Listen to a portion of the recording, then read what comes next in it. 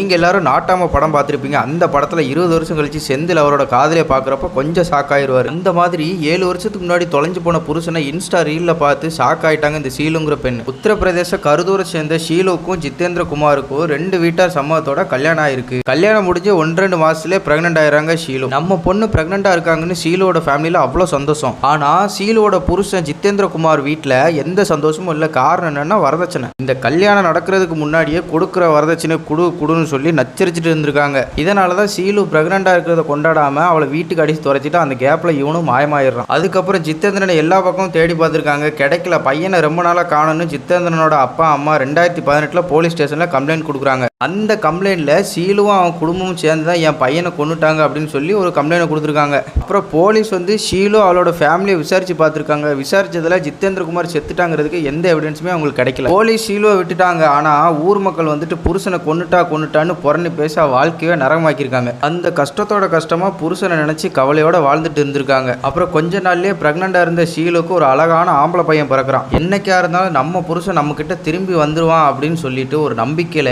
7 வருஷமா தனியா இருந்து அந்த பையனை வளர்த்துட்டு இருந்திருக்காங்க. இப்போ உள்ள காலத்துல ஒரு தாய் பிள்ளைய வளர்க்குறதுங்கிறது தின கத்தியில நடக்கிறதுக்கு சமம். அப்புறம் திடீர்னு ஒரு நாள் இன்ஸ்டாகிராம்ல ரீல்ஸ் பார்த்துட்டு இருக்கிறப்போ செத்துட்டான்னு நினைச்ச புருஷன் வேற ஒரு பொண்ணு கூட டூயட் பாடிட்டு இருந்திருக்கான். அப்புறம் அந்த நாயோட ப்ரொஃபைலை செக் பண்ணி பார்க்கும்போது பஞ்சாப்ல உள்ள லுதியானாங்கிற ஊர்ல ஒரு பெண்ணை 2ஆம் தரமா கல்யாணம் பண்ணி குடும்பம் நடத்திட்டு வந்துட்டு இருந்திருக்கான். ஷீலாங்கிறவங்க அதை ஒரு எவிடன்ஸா எடுத்துட்டு போலீஸ்ல போய் அவ புருஷன் மேலேயும் மாமனார் மேலேயும் ஒரு கம்ப்ளைண்ட் கொடுக்குறாங்க. போலீஸ் உடனே எப்படி லுதியானாவுக்கு போயிருப்பான், பெத்தவனுக்கு தெரிஞ்சுதான் அங்க போயிருக்கணும் அப்படின்னா எதுக்கு கொலை பண்ணிட்டான்னு மருமக மேல பொய் வழக்கு கொடுக்கணும்னு இப்படி பல கேள்விக்கு ஜித்தேந்திர குமாரை பிடிச்சதுக்கு அப்புறம் தான் என்ன தில்லுமுள்ளு நடந்திருக்குன்னு சொல்லுவாங்க. அதாவது மனைவியோட நம்பிக்கையை ஏமாத்துறங்கிறது அவ மனசை நீ கிழிக்கிற மாதிரி. அவளை ஏமாத்துறதுக்கு முன்னாடி அந்த நெஞ்சில நீ இருந்திருக்க அப்படிங்கிறத ஞாபகம் வச்சுக்கோ.